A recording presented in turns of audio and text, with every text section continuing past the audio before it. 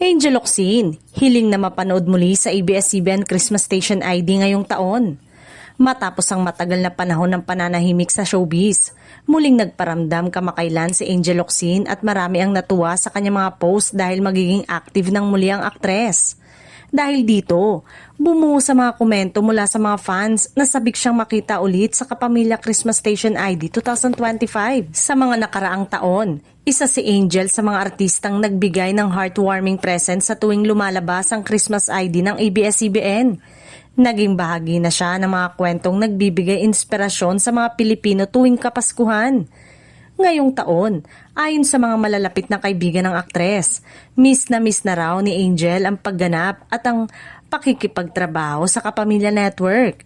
Sa isang maikling pahayag, sinabi umano ni Angel, iba pa rin talaga yung pakiramdam ng Pasko kapag kasama mo ang pamilya mo sa industriya. Sana mapanood ako kahit sandali lang sa Station ID, nakakamiss yung ganong saya.